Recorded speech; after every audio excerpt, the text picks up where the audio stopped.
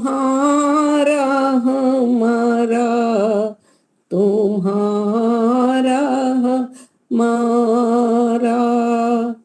वो ही सच्चा मीत है, तुम्हारा हमारा, तुम्हारा हमारा। परम कृपालु दीन दयालु सबका पालनहारा, वो ही सच्चा मीत है, तुम्हारा हमारा, तुम्हारा हमारा। जिसने देकर भेजा मानव तन अनमोला, सुई बिना और धागा सिया अनोखा चोला, अंतकरण और इंद्रियां दे दी करे काम जो सारा, वो ही सच्चा मीत है, तुम्हारा हमारा, तुम्हारा हमारा। परम कृपालु दीन दयालु सबका पालनहारा, सबका पालनहारा। दुनिया के सब प्राणी उसी से भोजन पाते, मगर चढ़े भंडारे कभी नजर नहीं आते। दुनिया के सब प्राणी उसी से भोजन पाते, मगर चढ़े भंडारे कभी नजर न आते। राजा रंक धनी और निर्धन सबका वही सहारा, वही सच्चा मीत है, तुम्हारा हमारा, तुम्हारा हमारा। जो है घट घट वासी कर्म नियंता स्वामी, अजर अमर अविनाशी पूर्ण ब्रह्म प्रकाशी। जो है घट घट वासी कर्म नियंता स्वामी, अजर अमर अविनाशी पूर्ण ब्रह्म प्रकाशी। मधुर शरण में जाकर उनकी हो जाए भव पारा, वो ही सच्चा मीत है, तुम्हारा हमारा, तुम्हारा हमारा। परम कृपालु दीन दयालु सबका पालनहारा, सबका पालनहारा, वो ही सच्चा मीत है, तुम्हारा हमारा, तुम्हारा हमारा। समय देने के लिए धन्यवाद दीपिका जी। बहुत बढ़िया।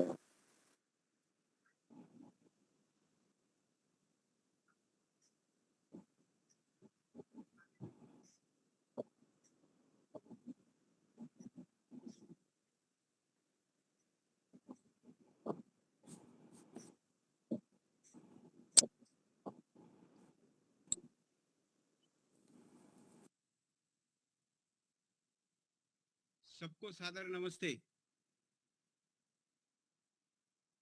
हमारी आवाज ठीक सुनाई दे रही है? कम है? और सबको बहुत कम है। हाँ, आवाज कम है। बहुत कम है। अच्छा, एक मिनट।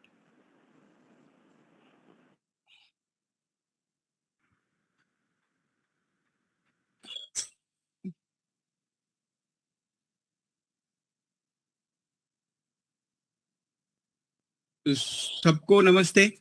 आज आर्य समाज के दूसरे नियम की चर्चा करते करते जो हम निराकार विषय पर सत्यार प्रकाश में क्या क्या ज्ञान की बातें हमें मिली हैं, उनको सुनते सुनते चौथे भाग में हम पहुंचे हैं।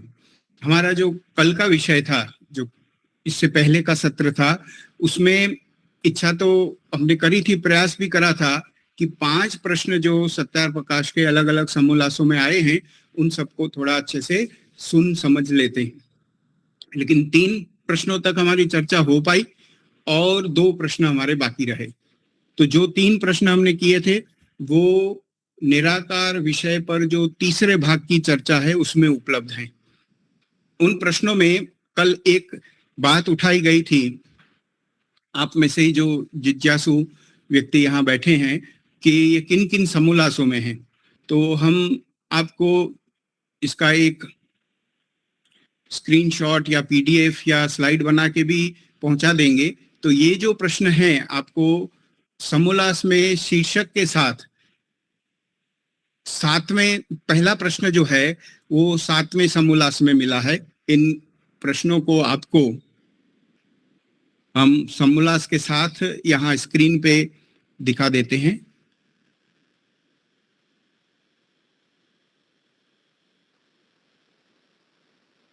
तो जो पहला प्रश्न था वो 7वें समोल्लास का है, सप्तम समोल्लास। उसकी चर्चा हमारी हो चुकी है, क्या पूछा गया और क्या स्वामी जी का उसमें उत्तर है।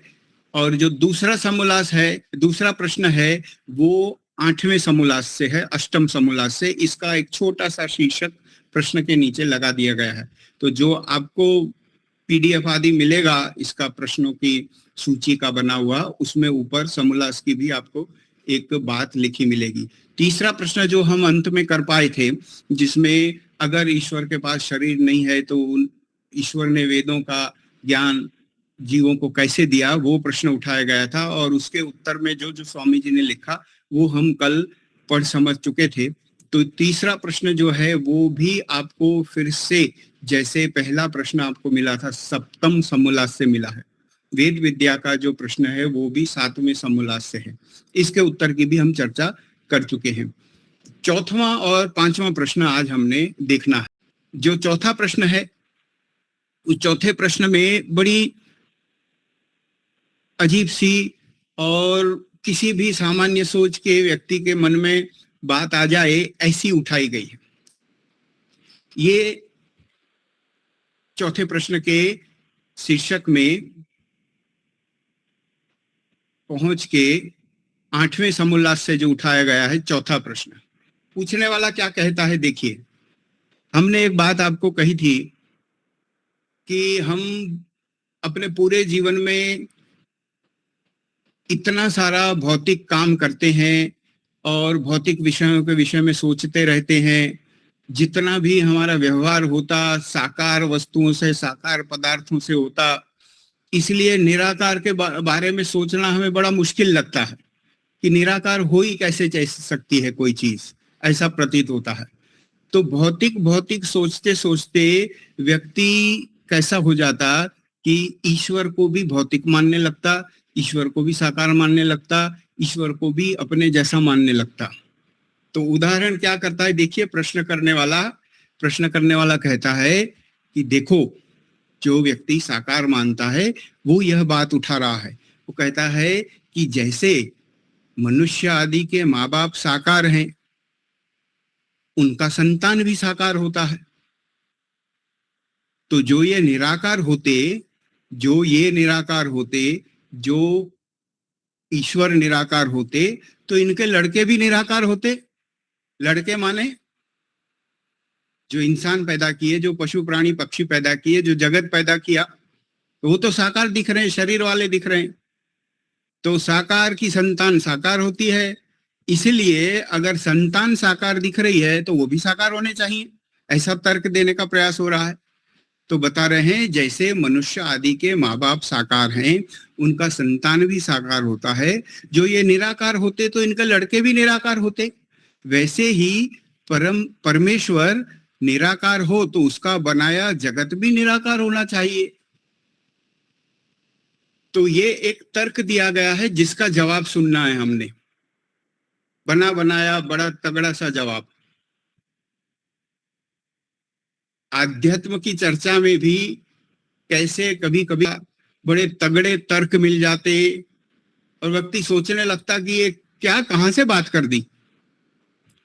माँ बाप की बात कर रहा है, संतान की बात कर रहा है, और दुनिया को देख के, दुनिया में उसने देख लिया गाय का बच्चा गाय पैदा होता, आदमी का बच्चा इंसान का बच्चा पैदा होता, और साकार से साकार होता, तो कह दिया कि जगत साकार है तो इसके पिताजी परम पिता परमात्मा भी साकार होने चाहिए, शरीर वाले से शरीर पैदा होता, ऐसा तर्क मानता। तो ऋषि जी उसको क्या कहते, सुनिएगा। ऋषि कहते कि देखो, ये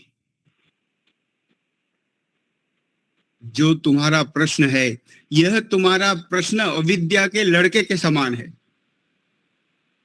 क्योंकि उसने संतान उत्पत्ति की, माँ बाप की, बेटे बेटी की बात करी, तो ऋषि ने जवाब भी ऐसे शुरू किया कि ये जो तुमने सवाल किया ना, ये भी अविद्या का बच्चा है।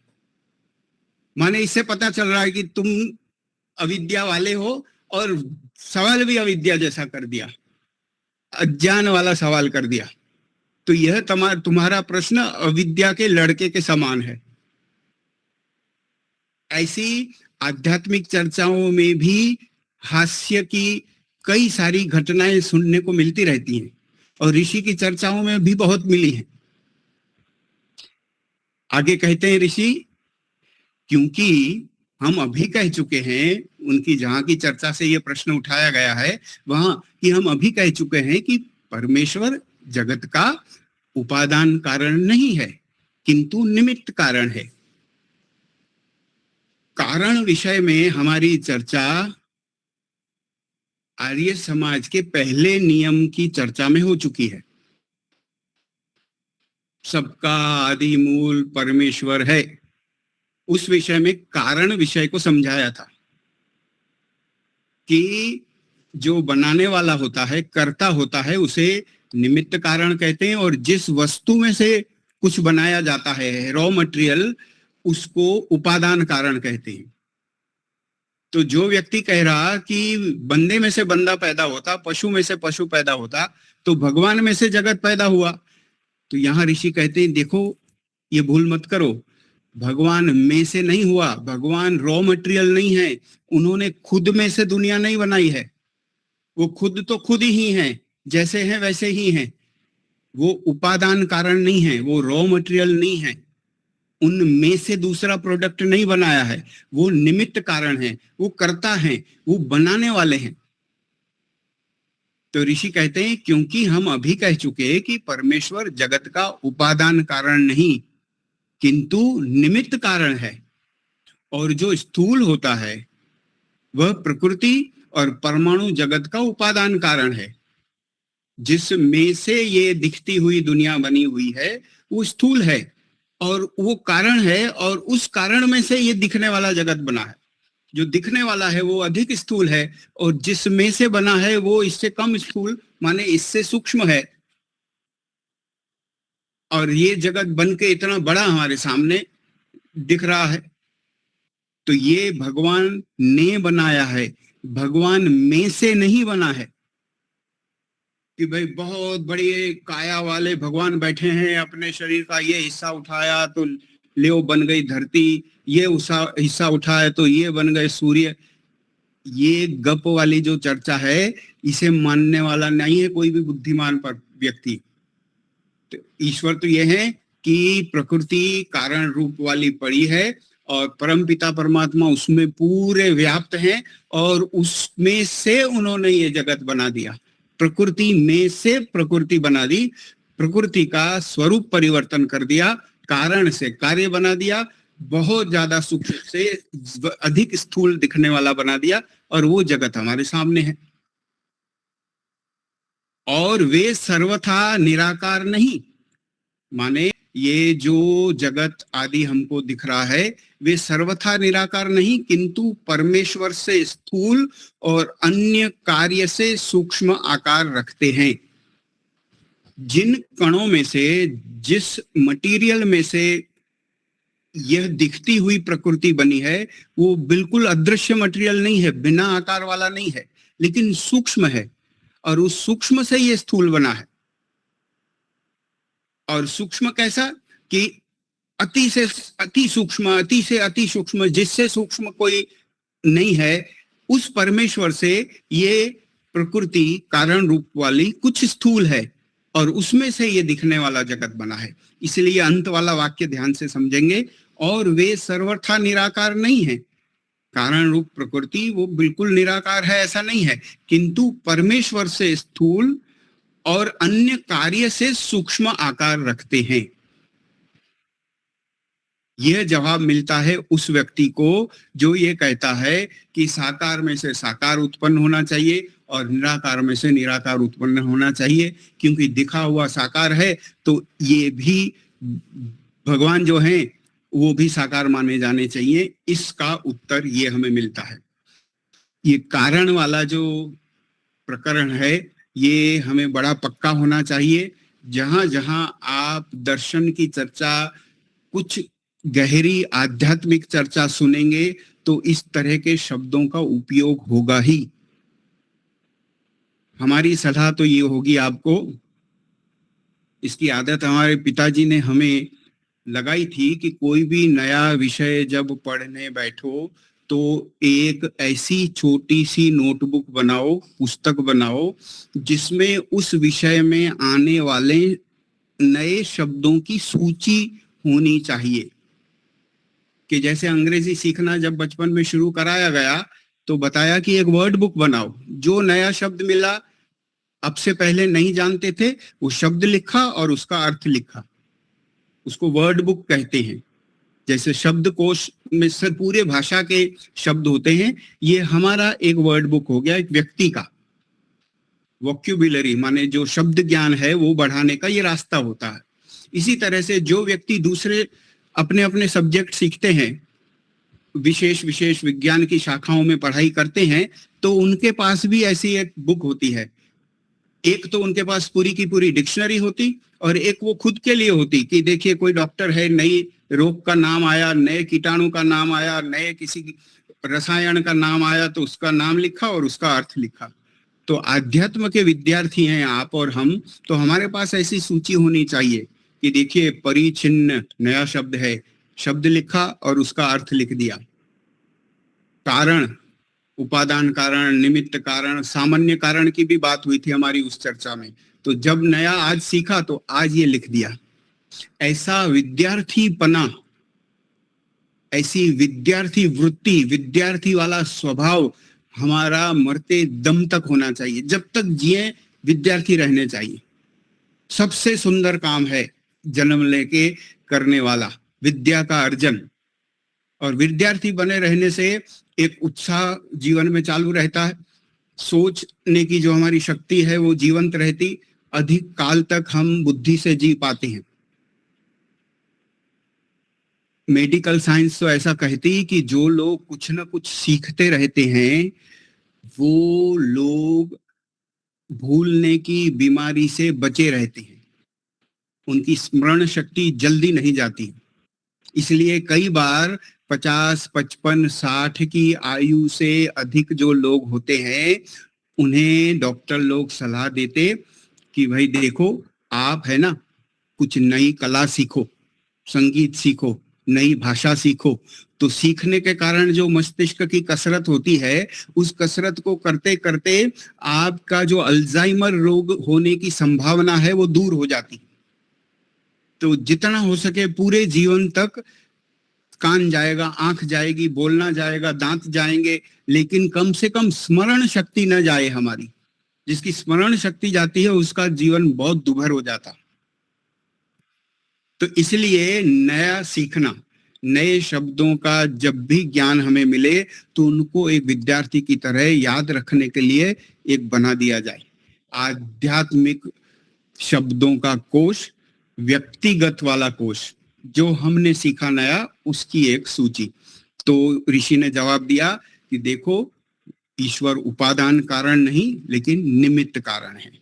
जब किसी सत्संग में आप बैठे हैं, दर्शन की चर्चा में, वेद मंत्रों की चर्चा में बैठे हैं, कोई पुस्तक लेके बैठे हैं पढ़ने के लिए और ऐसे शब्द आ गए और अगर आपको ध्यान नहीं है तो या तो आप पुस्तक छोड़ दोगे कि भाई ये पता नहीं चला क्या कहा है, या तो फिर उस शब्द की मीनिंग ढूंढने के लिए दूसरी पुस्तक पढ़ोगे या किसी से पूछोगे या फिर उस वक्त इंटरनेट पे शोधने जाओगे, तो फिर तो स्वाध्याय ढंग का, ठीक प्रकार का, कम समय में अधिक वाला नहीं हो पाएगा। तो शब्दों का ज्ञान हमने अपना बनाना है। प्रश्न संख्या 4 का जवाब ऋषि ने ये दिया है। अब प्रश्न संख्या 5, ये जो प्रश्न संख्या 5 है, इसका कुछ जवाब ऋषि ने थोड़ा लंबा वाला दिया। क्यों लंबा वाला दिया? क्योंकि जब व्यक्ति साकार निराकार की चर्चा में अंतिम ओवर खेल रहा होता है, जब क्रिकेट की मैच आप जानते हैं और हारने वाली टीम जब अंतिम ओवर खेल रही होती है तो वो कुछ भी खेलने को तैयार होती है। फिर कुछ भी तर्क आते हैं, बड़े विचित्र से तर्क मिलते हैं कि भाई चलो ठीक है, आप कहते हैं निराकार है, हमने आपको इतने तर्क दिए साकार हैं, लेकिन बात नहीं बनी हमारी भी, हम प्रमाणित नहीं कर पाए कि ईश्वर साकार हैं। तो भला निराकार हों, निराकार हैं ऐसा मान लिया, लेकिन कुछ कारण होते हैं भैया। छोटे व्यक्ति, छोटे समझ वाले लोगों को उनको साकार मानना पड़ता है। क्यों मानना पड़ता है, उसके जवाब वो कई दिया करते हैं। एक तो अवतार वाला देते हैं, उसकी बात तो जब हम दूसरे गुणों की चर्चा करेंगे अवतार के विषय में तब करेंगे। एक दूसरा जो जवाब दिया करते हैं वो 11वें समोल्लास से प्रश्न नंबर 5 उठाया गया है। उस प्रश्न में देखिए वो क्या कहता है व्यक्ति। वो कहता है कि देखो, परमेश्वर निराकार है, माने देखो मान लिया। ये व्यक्ति कहता है कि हाँ निराकार है, परमेश्वर निराकार है, वह ध्यान में नहीं आ सकता, इसलिए मूर्ति का होना अवश्य है। इसलिए हमने कहा ये लास्ट ओवर है, जब खेल खत्म हो रहा है, उसका अंतिम समय बचा है, उस वक्त व्यक्ति खेल रहा है। निराकार स्वीकार करने के बावजूद एक नया कारण उपस्थित करके ईश्वर को साकार क्यों मानना पड़ता है, क्यों मानना चाहिए, वो जताना चाहता है, वो मनवाना चाहता है दूसरे व्यक्ति से। तो कहता परमेश्वर निराकार है, वह ध्यान में नहीं आ सकता, इसलिए मूर्ति का होना अवश्य है। भला कुछ भी नहीं करे तो मूर्ति के सामने जाते हैं, तब कुछ परमेश्वर का स्मरण करते हैं और नाम लेते हैं, माने इतना तो फायदा हो जाता। पूर्ण शुद्ध निराकार मान लें तो फिर सोचें क्या। जब आकृति नहीं, आकार नहीं, तो विचारों में क्या लाएं, ऐसे कैसे सोचें भगवान कैसे होते हैं।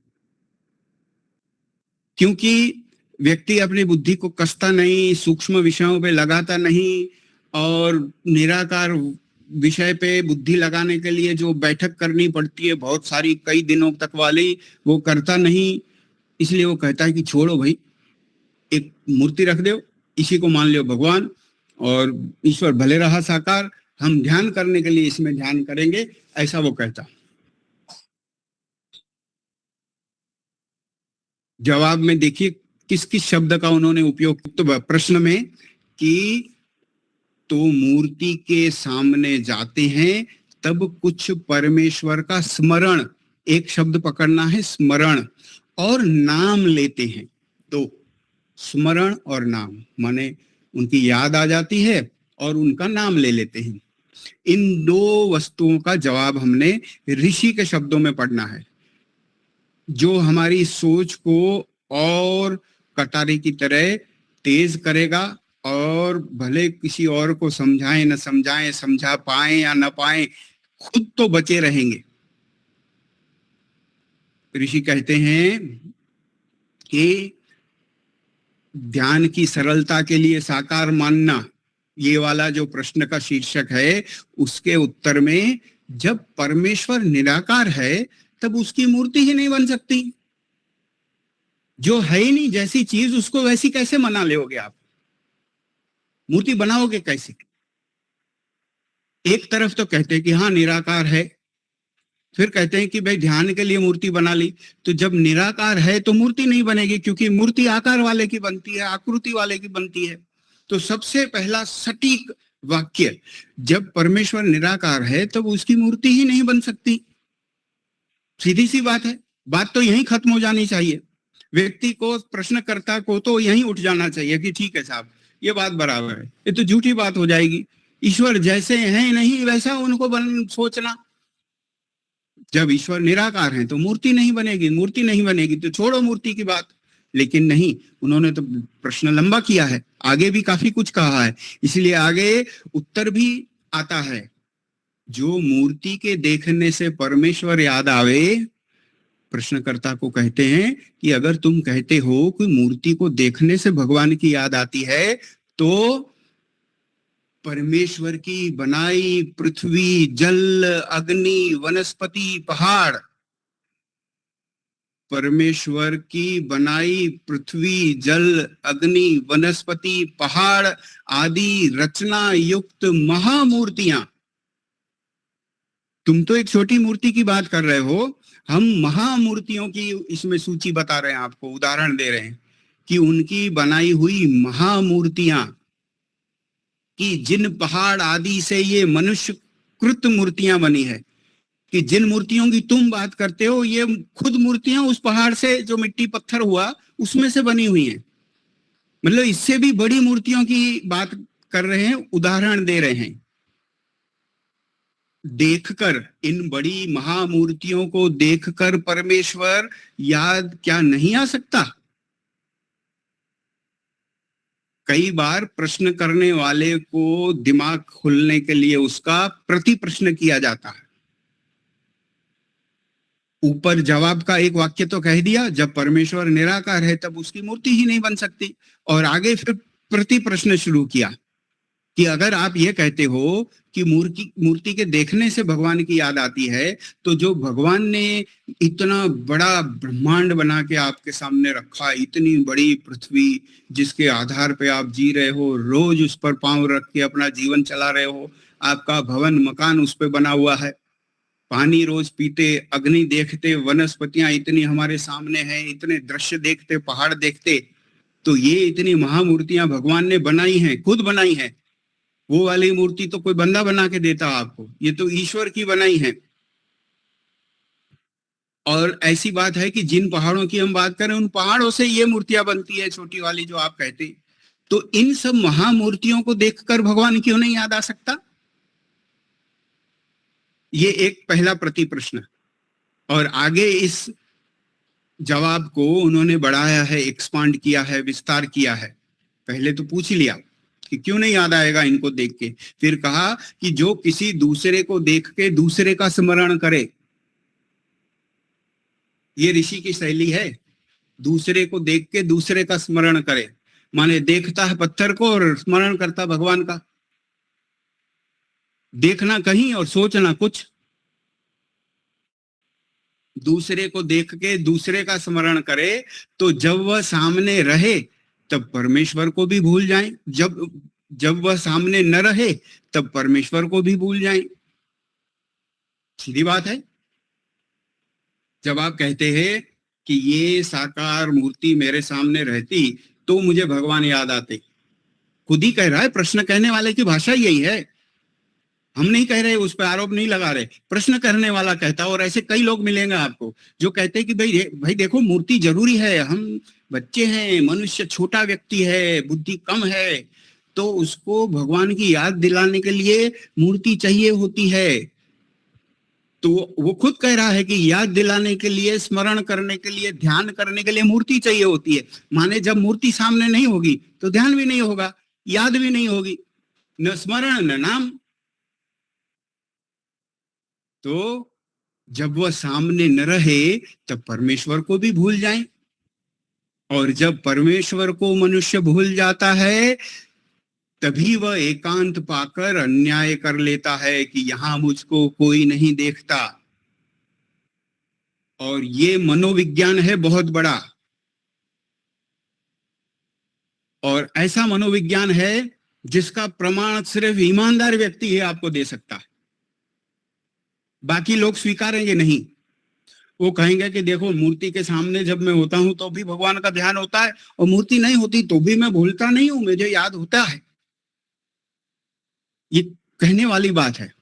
लेकिन जिसने ईश्वर को माना ही उस 2 इंच बाय 4 इंच में है, या 1 फुट बाय 2 फुट में है, या जो भी उसकी आकृति आकार साइज है, खुद कहता है मूर्ति माने साकार। तो जब माना ही उतने में भगवान है, उसमें भगवान है, तो जब वो सामने नहीं होगी तो भगवान भी भूलेगा, ध्यान भी नहीं होगा, याद भी नहीं होगा। तो जब ईश्वर याद नहीं होगा तो एकांत होगा, नहीं देख रहे, और नहीं देख रहे तो एकांत पाकर व्यक्ति अन्याय कर लेता, ये सोच के कि यहां मुझको कोई नहीं देखता। इसका मतलब जो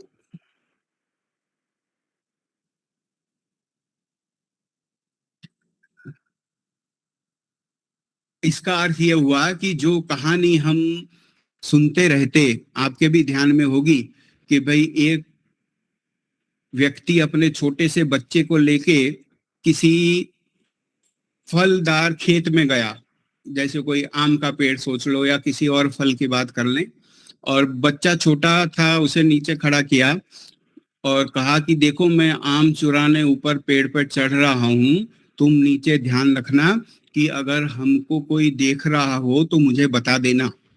ये बहुत प्रचलित कहानी है, आप सबने सुन रखी है।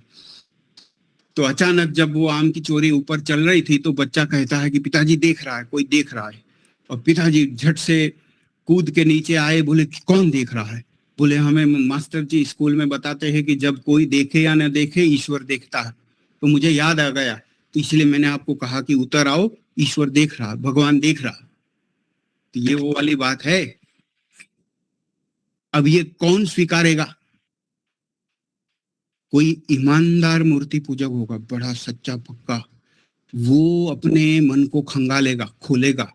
वो सोचेगा कि कहीं ऐसा होता है कि जब मैं जिस साकार मूर्ति को ईश्वर मानता हूँ मेरे आसपास सामने ना हो तो मेरे विचार कुछ ढीले होते हैं, मेरा कर्म ढीला होता है, और मैं कभी गलत काम भी कर लेता, झूठ भी बोल लेता, पापाचार भी कर लेता, या जो नहीं करना है वो कर लेता। अगर वो पक्का खुला बोलने वाला स्पष्ट वक्ता व्यक्ति कोई मिल जाए आपको, हमको, तो वो कह देगा कि हाँ मुझे ऐसा लगता है कि जब वो नहीं होते तो मैं कम डरता हूं, कि जब सामने मूर्ति है तो कहते हैं देखो इस तरफ बैठ के ऐसा मत करो, ऐसे बैठ लो। तो व्यवहार तो यही बता रहा है कि उसमें भगवान माना, और जब वो सामने नहीं है तो वहां भगवान नहीं माना। ये प्रति प्रश्न है और बड़ा गहरा है, और एक आरोप इसमें छिपा हुआ है कि आप मूर्ति के होने से ध्यान और याद होगी वो मानोगे, तो जब वो नहीं होगी तो न ध्यान होगा न याद होगी, और जब न ध्यान होगा न याद होगी तो व्यक्ति टूटेगा, गिरेगा, नैतिकता जाएगी, और जो निकृष्ट कर्म है, निषिद्ध कर्म है, उनके होने की संभावना बढ़ेगी। एक तरह से निराकार मानने से व्यक्ति की आस्तिकता मजबूत होती है और वो अधिक धर्मात्मा बन सकता है, इसकी संभावना बढ़ जाती जीवन में। इसी बात को आगे बढ़ाते कहते हैं कि अगर जो मूर्ति को न मान परमेश्वर को व्यापक माने, जो व्यक्ति साकार न मानता हो, निराकार मानता हो, और मूर्ति को न माने, मूर्ति को न मान परमेश्वर को व्यापक माने, तो वह उसके डर से कि मुझको परमेश्वर देखता है पाप न करे। निराकार व्यक्ति व्यापकता कभी नहीं भूलता। जो निराकार मानने वाला व्यक्ति, ईश्वर को निराकार मानने वाला व्यक्ति सर्वव्यापकता का गुण कभी नहीं भूलेगा। जब भी उसके विचार चलते रहेंगे, ईश्वर की कोई भी बात आएगी, उसे लगेगा ये रहे ये रहे ये रहे ये रहे, सब जगह है, अभी मुझे देख भी रहे हैं, सुन भी रहे हैं, उनसे कुछ नहीं छुपा है, कुछ भी नहीं छुपा है। तो वो कर्म से तो क्या, मन से भी गलत काम करने से बचेगा। गलत विचार करने पे भी उसे थोड़ा बुरा लगेगा कि अरे ये कैसे सोच लिया मैंने, उन्होंने तो जान लिया इसे, मैंने विचार भर किया, ईश्वर ने तो जान लिया। वो तो सर्वंतर्यामी है। तो कहा मूर्ति को न मान, परमेश्वर को व्यापक माने, तो वह उसके डर से कि मुझे परमेश्वर देखता है, पाप भी ना करे। और दूसरी जो नाम स्मरण करने की बात उठाई, क्योंकि हमने आपको दो शब्दों की तरफ आपका ध्यान आकर्षित किया था कि देखो वो व्यक्ति कहता अगर मूर्ति होगी तो एक तो ध्यान लग जाएगा, स्मरण हो जाएगा और नाम भी ले लेंगे। तो अब नाम का जवाब आ रहा है, बड़ा तीखा सा, बहुत याद रखने वाला। नाम स्मरण से कुछ भी नहीं होता। प्रणव ध्वनि तो आप और हम भी करते हैं, लेकिन ये कहते हैं नाम स्मरण से कुछ भी नहीं होता। नाम स्मरण किसको कहा जाए कि एक नाम लिया और उसको बोलते गए बोलते गए बोलते गए बोलते गए, उसे नाम स्मरण कहते हैं ना। न अर्थ की याद, न उसका कोई तात्पर्य समझना, बस किसी का नाम है और बोलते जाना। नाम स्मरण से कुछ भी नहीं होता। जैसा कि मिश्री कहने से मुख मीठा नहीं होता, मुख न मीठा, और नीम कहने से कड़वा नहीं होता। उदाहरण है, किसी वस्तु को बोलते रहो तो उसके गुण कर्म स्वभाव हमें अनुभूत नहीं हो जाएंगे। मिश्री कहने से मुख न मीठा, नीम कहने से कड़वा नहीं होता, किंतु उनको जीभ से चाखने से मीठा व कड़वा होता है। तो जिस भी पदार्थ वस्तु की बात हो रही है, उसको ग्रहण करने से, उसको अपनाने से, उसको लेने से पता चलता है उसमें क्या है। तो नाम स्मरण से नहीं होगा, लेकिन ईश्वर के विषय में, उनके गुणों के विषय में विचार करने से होगा। और जब विचार करते करते प्रेम बढ़ेगा, विश्वास बढ़ेगा, कर्म सुधरेंगे, निष्काम होते जाएंगे, तो उत्तम उत्तम प्रगति करते करते कई जन्मों में उनके साथ भी हो जाएंगे, पहुंच जाएंगे, उनके आनंद का भोग करने लगेंगे, जिसको मुक्ति मोक्ष आदि कहा जाता है। तो कहा नाम स्मरण से कुछ नहीं होता। मिश्री और नीम का उदाहरण दिया, इसे हमेशा याद रखेंगे हम, कि हम जब भी प्रणव ध्वनि भी करें तो कहीं हम भी उनके जैसा सिर्फ नाम ना कह रहे हों। जब हम प्रणव ध्वनि करें तो ईश्वर की याद मन में होनी चाहिए उस समय। और अकार उकार मकार से जो नाम ओम बना है, उसके अर्थ का विचार करके उनको उस तरह से स्मरण किया जाना चाहिए। ईश्वर का जब जब जो जो नाम हम बोले, तब तब हमारे विचारों में उनके उस नाम के अर्थ का भाव होना चाहिए। तो प्रणव ध्वनि के समय तो भगवान ऐसे दिल से याद आ जाने चाहिए। नहीं तो ये होगा कि सिर्फ नाम ले लिया, विचार कहीं और है, या तो कुछ और बात चल रही है, बस सब ले रहे हैं इसलिए सुर में सुर मिला लिया, तो वो ये वाला नाम स्मरण हो जाएगा। तो जवाब मिला कि नाम इस तरह से नहीं होता, नाम स्मरण से ऐसे लाभ नहीं मिलता। ये जो प्रश्न उठाया गया कि भाई देखो, इसलिए हम साकार मानते, मूर्ति बना देते कि हमें ध्यान करने में सहायता मिल जाए और हम ईश्वर को नाम ले सकें, उसका भी ये जवाब मिला। ये 11वें समोल्लास में आया हुआ प्रश्न है। तो ये जो 5वां प्रश्न है, ये भी इतना भारी है कि कई बार कई लोग जब सरहद पे होते हैं, माने बॉर्डर लाइन पे होते हैं अपने विचारों के, उनको समझ में तो आता है कि नाना निराकार ही है, समझ में तो निराकार ही आ रहे हैं। जैसे हमने आपको उस चुनौती की बात करी कि कई लोग जो आचरण से पक्के हैं, पक्के आस्तिक हैं, तो उनके व्यवहार में तो हमें ऐसा दिखता है कि वो हर जगह ही मानते हैं ईश्वर को। तो वो फिर कई बार अपने मन को मनाने के लिए, दिमाग को बंद करने के लिए कह देते कि देखो भाई निराकारी है, ये तो ध्यान करने के लिए बना दिया। तो जब ध्यान करेंगे तब तो आप उनके अंगों का ध्यान करेंगे। अगर मूर्ति सामने रखी होगी तो उनका मुख दिखेगा आपको, आंखें दिखेंगी, बाल दिखेंगे, कपड़े पहनाए हैं वो दिखेंगे, वही सब कुछ दिखेगा। और आप देखेंगे कि गीत भजन भी कई उसी तरह से बने हुए हैं। उनके शरीर का, उनके त्वचा का, उनके मुख मुद्रा का, जो प्रभाव है उसकी प्रशंसा करने वाले बने हैं। तो सीधी बात हो गई कि आप भौतिकता की बात कर रहे हो और उस भौतिक मूर्ति का ही गुणगान किए जा रहे हो।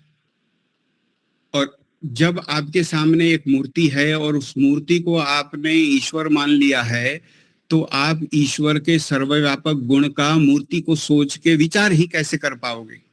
ईश्वर के सर्वशक्तिमान गुण का कैसे विचार कर पाओगे? न्यायकारी गुण का कैसे विचार कर पाओगे?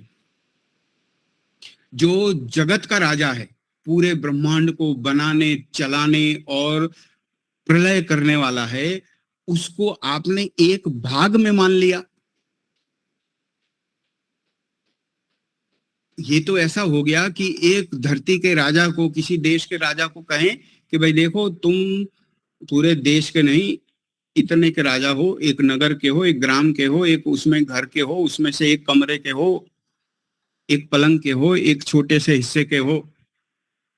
तो एक तरह से बहुत कड़वी लग सकती है बात, लेकिन ये तो एक महानतम सत्ता का अपमान करने जैसा काम हो जाएगा, उनकी शक्ति छोटी बताने जैसा काम हो जाएगा अगर हमने उनको इतना सीमित बता दिया तो।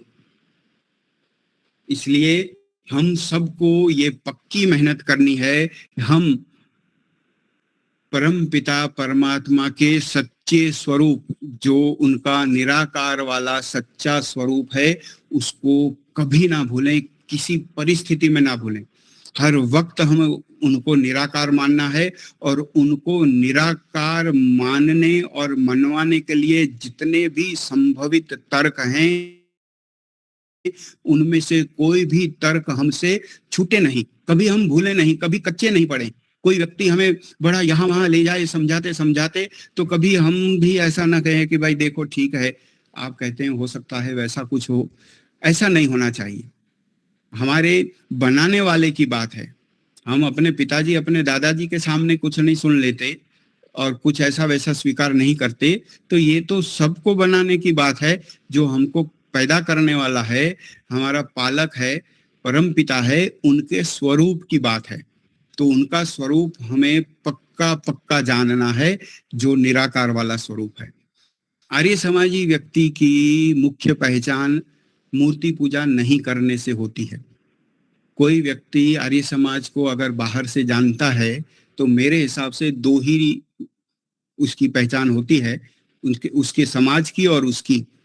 आर्य समाज की कहीं भी बात चलाओ, आप ये चेक करके देख लेना।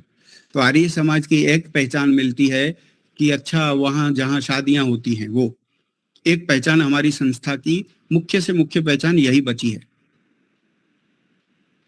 और दूसरी पहचान जो उसके अंदर आने जाने वाले व्यक्ति की है, सभ्यों की है, सभासदों की है, मान्यता रखने वालों की है कि आर्य समाजी, अच्छा आप लोग तो ईश्वर को नहीं मानते, कुछ लोग ऐसा कहेंगे। और कुछ लोग कहेंगे अच्छा हाँ, आप तो मूर्ति पूजा नहीं करते। तो मूर्ति पूजा नहीं करना माने निराकार मानना, माने साकार नहीं मानना, वो आपकी हमारी मान्यताओं में सबसे ऊपर रखा जाता है। समाज हमको उस तरह से जानता है, तो हमारे व्यवहार में उनको ये दिखना चाहिए जो ऋषि बोल के गए कि देखो, हम वो वाले हैं जो निराकार मानने के कारण कभी पथ से गिरते नहीं, हम उनको सर्वव्यापक मानते हैं। और हमारा आचरण देख लो, हमारा आचरण देख के आपको लगेगा कि ये भगवान को भूलता नहीं कभी। हमारा आचरण ये बता देना चाहिए, जो ऋषि के उदाहरण में आ गया कि अगर व्यापक माने, अगर मूर्ति को न माने तो ईश्वर को व्यापक मानेगा, और ईश्वर को व्यापक मानेगा तो वो हर वक्त यह सोच के कि परमेश्वर मुझे देखता है, वो कभी गलत काम नहीं करेगा। निराकार मानने वाला व्यापक मानेगा, व्यापक मानने वाला सर्वज्ञ मानेगा, सर्वज्ञ मानने वाला न्यायकारी मानेगा, न्यायकारी मानने वाला ईश्वर से डरेगा, और ईश्वर से डरने वाला व्यक्ति ईश्वर की आज्ञा का कभी भी उल्लंघन नहीं करेगा। पक्का निराकारवादी आपको झूठा नहीं मिलेगा। उसका आचरण इतना पक्का होगा, विशेष होगा कि आपको लगेगा है यही है, भगवान का बंदा यही है, भक्ति वाला व्यक्ति मिलेगा।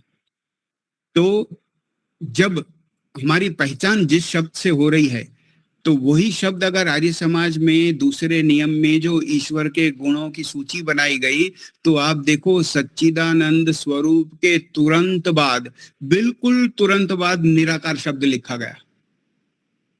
माने अगर 22 गुण मान लें और 20 शब्द मान लें, तो पहला शब्द सच्चिदानंद स्वरूप मान लें, तो उसके तुरंत बाद निराकार है। तो महर्षि की ये योजना रही होगी, ये इच्छा रही होगी कि देखो हमारी ईश्वर विषयक मान्यताओं में सबसे ऊपर जो चीज हमने बतानी है, रखनी है, वो क्या रखनी है कि हम ईश्वर को निराकार मानते हैं। इसमें एक इशारा हमें दिखना चाहिए कि ईश्वर निराकार हैं। इसकी मान्यता पे ऋषि ने कितना जोर दिया, कितना महत्व उसका बताया, ये उन शब्दों की सूची में उस नंबर से ही पता चल जाता है।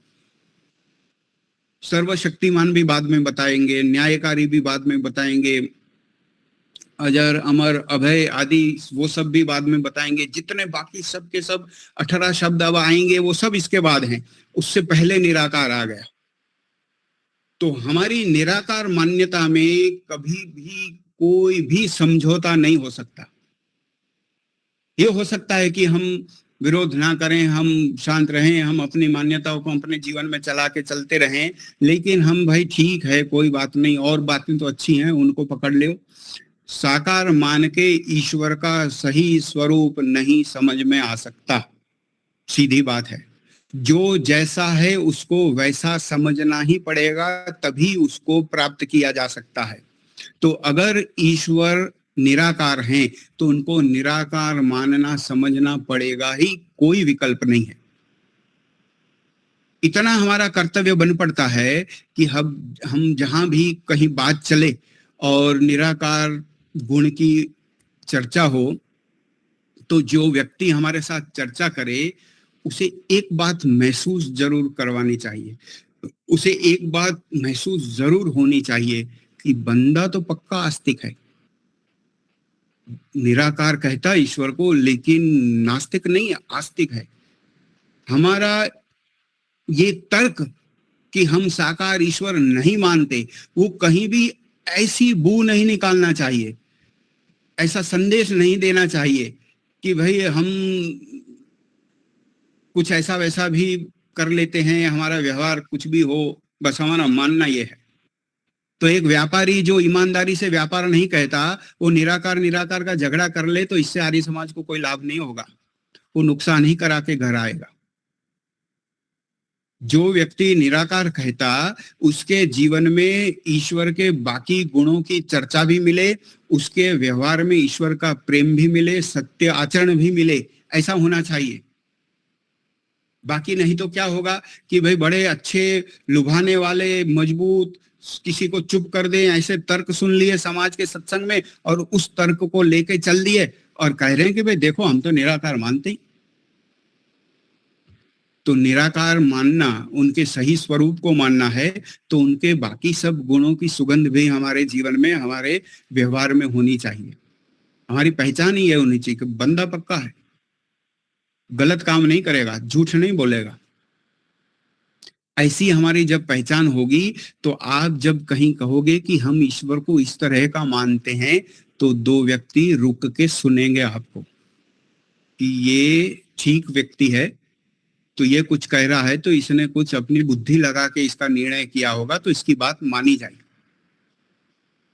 मूर्ति पूजा के विषय में चर्चा करते हुए, बात करते हुए, हम अगर मूर्ति पूजा हम नहीं करते ऐसा कहें, तो हम क्या करते हैं उसकी भी तो बात करनी पड़ेगी। कोई व्यक्ति मूर्ति पूजा ईश्वर पूजा नहीं है ऐसा कहने लगे, समझाने लगे, तो ईश्वर पूजा क्या है ये भी तो उसको कहना पड़ेगा। वो उसको ये भी तो बताएगा कि भाई देखो हम ध्यान करते हैं। अगर नए घर में आर्य समाजी के नया अतिथि आए और जो अतिथि आया वो कहे कि भाई आपने नया घर तो बढ़िया बना लिया, इसमें पूजा घर कहाँ है? फिर वो कहेगा हाँ हाँ आप तो पूजा नहीं करते ना, आप तो ईश्वर को साकार नहीं मानते तो उसको जवाब मिलना चाहिए, वो घर में जगह भी मिलनी चाहिए। भाई देखो, ये है वो जगह जहां हम अग्निहोत्र करते और ये है वो जगह जहां हम संध्या करते। तो पूजा घर नहीं है ऐसा संदेश नहीं जाना चाहिए, बिल्कुल है। हवनशाला भले अलग से ना हो, लेकिन हवन यहाँ होता और बैठ के ध्यान यहाँ होता।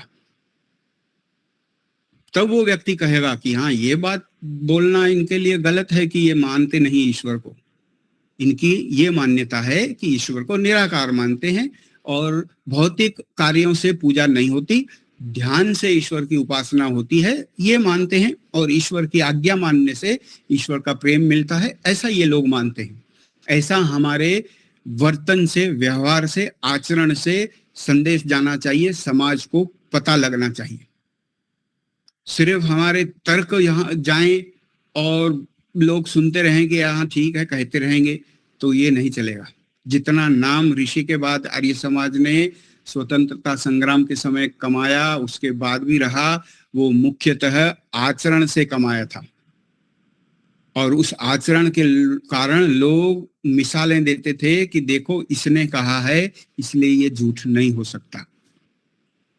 तो ईश्वर के निराकार गुण की चर्चा जो आज हमने चौथे भाग तक ले आकर पूरी करी है, इसमें हम जो लोग आज अगर नए जुड़े हैं इस सत्र में, या जब ये वीडियो YouTube के माध्यम से उपलब्ध कराया जाएगा उसमें, तो उन सबको ये निवेदन करेंगे कि पहले के भाग भी आप देखेंगे तो आपको पूरी चर्चा का सार बहुत अच्छी तरह से समझ में आएगा। और आर्य समाज के नियमों का हार्द समझने के लिए ये जो पूरी श्रृंखला है आर्य समाज के नियमों की चर्चा के ऊपर, उस पूरी श्रृंखला को आप पहले से देखेंगे तो आपको नियमों का सार भी, उसकी मीमांसा भी बहुत अच्छी तरह से पता चल जाएगी। तो हम यहाँ पर ईश्वर के निराकार गुण की चर्चा को विराम देते हैं। आगे आर्य समाज के दूसरे नियम में जो सूची है परमपिता परमात्मा के गुणों की, नामों की, उसके अनुसार हम अपनी चर्चा को आगे बढ़ाएंगे।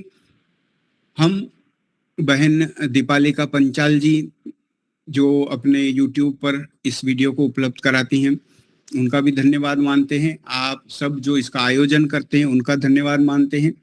दर्शकों, वाचकों को यह video let's go philosophical channel पर भी उपलब्ध आपको मिलेगा, यह भी आपको सूचना देते हैं।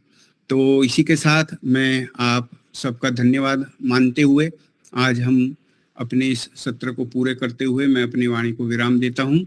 धन्यवाद। ओम शांति। नमस्ते। धन्यवाद। बहुत बहुत धन्यवाद। आपने तो एक बढ़िया एक स्टूडियो बना दिया है और ये स्क्रीन पर आप दिखा रहे हो पूर्व तैयारी कितनी है, आपको कितना सच धज के मतलब व्यवस्थित आयोजन आगे बढ़ रहा है। बहुत बहुत धन्यवाद। आप समय बुद्धि सब कुछ लगा रहे हैं हम सबके लिए। धन्यवाद। जी जी धन्यवाद। जब जो काम उठाया हो, तो जैसे ऋषि के अनुयायी हैं, जिन पिताजी से जो भी शिक्षा मिली है, गुरुओं से मिली है कि भाई काम करना है तो ढंग से लग के करना है। और वैसे तो हर व्यक्ति को एक आयु के बाद विद्या के अर्जन और विद्या के पढ़ाने में पूरी तरह से लग जाना चाहिए। तो यही वो काम है, पढ़ना और पढ़ाना। और आप सब ने जो ये जो प्लेटफॉर्म बना रखा है, इस कारण से ये अवसर मिलता है कि ऐसी नियम से श्रृंखला बनती है। आज 11वां प्रवचन तक पहुंच गया है कि आर्य समाज के नियमों पर इस तरह से एक विषय पर चलते आ रहे हैं। सुनने वाले होते हैं तभी तो विषय बनता है। इस तरह की सभाएं होती हैं, जब सुनने वाला ही ना होगा तो फिर कैसे होगा। तो ये श्रेय आप सबको भी जाता है।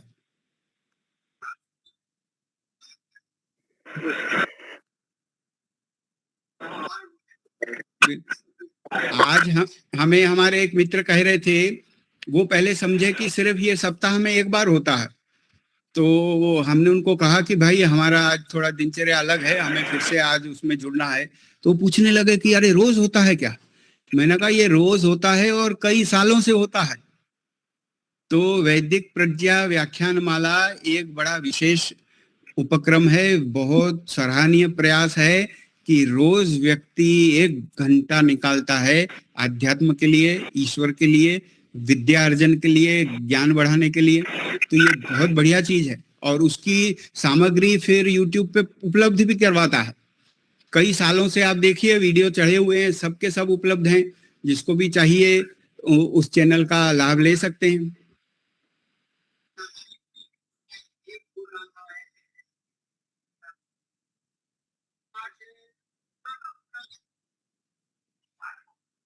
बहुत अच्छे, बहुत अच्छे, बहुत अच्छे, बढ़िया है। आरोग्य को भी ध्यान में रखते हुए आयुर्वेद वैद्य भी आते हैं, वो हाँ, भी कुछ हमने देखा है, वैद्य मेडिकल सब्जेक्ट पे भी हमने सेशन देखा है।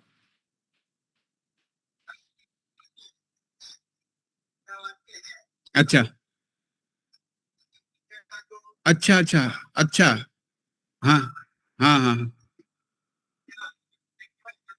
बहुत अच्छे, बहुत अच्छे। ओके, बढ़िया है, बढ़िया है, बहुत अच्छे। आपका बहुत आवाज आ रही मनीष जी? जी बिल्कुल आ रही। एक शब्द पर 4-5 दिन जो है क्लास हम लोगों ने लिया। एक बहुत अच्छा सा, इस शब्द को हम लोग केवल उच्चारण करते थे, उसके भाव भी हम लोगों में आ गए। अच्छा का समापन शांति से। बहुत अच्छी तरह से समझाती हो आप। अंतरिक्षं शांति पृथ्वी शांतिरापः शांतिरोषधयः शांतिर्वनस्पतयः शांतिर्विश्वे देवा शांतिर्ब्रह्म शांतिः सर्वं शांतिः शांतिरेव शांति सामा शांतिरेधि। ओ शांति शांति शांति। जय घोष। जो बोले सो अभय। सत्य सत्य सनातन जय हो, जय हो, जय हो, योगराज भगवान कृष्णचंद्र की जय हो, जय हो, जय हो, तब तक मर्सी जनन सरस्वती की जय हो, जय हो, भारत माता की जय हो। पालन करें। देश के अमर शहीदों की जय हो, वेद की ज्योति जय ओम का झंडा